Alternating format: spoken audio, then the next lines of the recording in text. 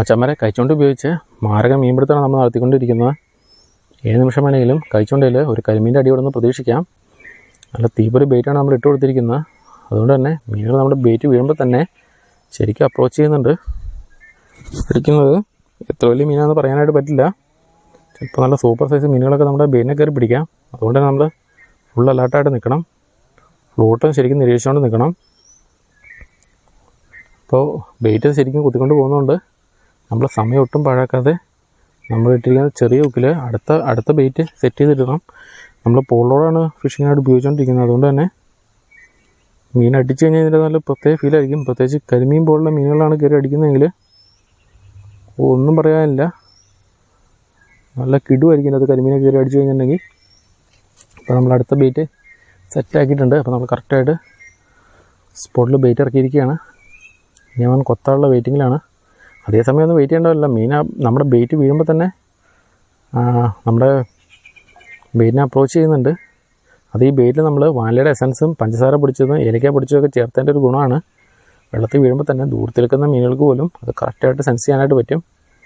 അതിൻ്റെ രുചി പിടിച്ച് വരുന്നതാണ്, സ്മെല്ലൊക്കെ പിടിച്ച് വരുന്നതാണ് ഈ മീനുകൾ. അപ്പോൾ നമ്മൾ ഫ്ലോട്ട് അവൻ അടിച്ച് താത്തുന്നത് നോക്കി നിൽക്കുകയാണ്. അടിച്ച് താത്തി കഴിഞ്ഞാൽ പിന്നെ ഒട്ടും വെയിറ്റ് ചെയ്യരുത്. എത്രയും പെട്ടെന്ന് തന്നെ ഒരു തീവാറ ഹൂക്കപ്പം കൊടുത്ത് അവനെ ചൂണ്ടയിൽ ലോക്കാക്കിക്കൊള്ളണം. അതിനുള്ള ശ്രമമാണ് നമ്മൾ നടത്തിക്കൊണ്ടിരിക്കുന്നത്.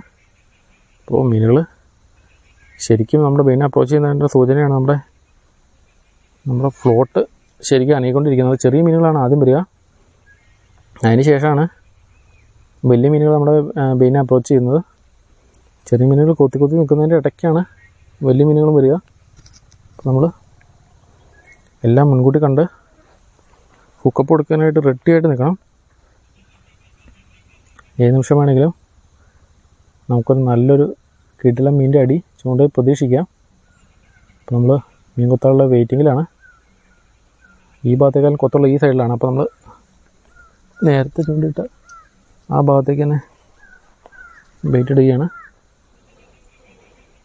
അടിക്കുന്നതെല്ലാം നല്ല പട മീനുകളായിരിക്കും ഇവിടുന്ന്. അപ്പോൾ അതുകൊണ്ട് തന്നെ നമ്മൾ ഓരോ സെക്കൻഡും നമ്മുടെ ശ്രദ്ധ മാറരുത്. കറക്റ്റായിട്ട് തന്നെ നമ്മുടെ ഫ്ലോട്ട് നിരീക്ഷിച്ച് നമ്മൾ അത് അടിച്ച് മീൻ താത്തുന്ന സെക്കൻഡിന് വേണ്ടി കാത്തിരിക്കണം.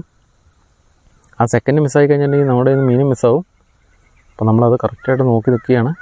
ഫ്ലോട്ട് അനങ്ങുന്നുണ്ട്, പക്ഷേ അത് ചെറിയ മീനാണ്. ഉറപ്പായിട്ടും അടിയിൽ വലിയ മീനുണ്ടാവാൻ നല്ല ചാൻസ് ഉണ്ട്. അപ്പോൾ വലിയ മീൻ്റെ കൊത്ത് വന്നു കഴിഞ്ഞിട്ടുണ്ടെങ്കിൽ പിന്നെ നമ്മൾ ഒരു സെക്കൻഡ് പോലും വെയിറ്റ് ചെയ്യരുത്. നല്ലൊരു ഹുക്കപ്പ് കൊടുത്ത് അവനെ ചൂണ്ടയിൽ ലോക്കാക്കണം. ഫ്ലോട്ട് പതുക്കെ തെന്നി മാറുകയാണ്. അത് മീൻ കൊത്തുന്നതാണ്. നമ്മുടെ ബെയ്റ്റ് അവൻ കൊത്തിക്കൊണ്ട് പോയി. നമ്മൾ പെട്ടെന്ന് തന്നെ സമയം പഴക്കാണ്ട് അടുത്ത ബെയ്റ്റ് ഇടുകയാണ്.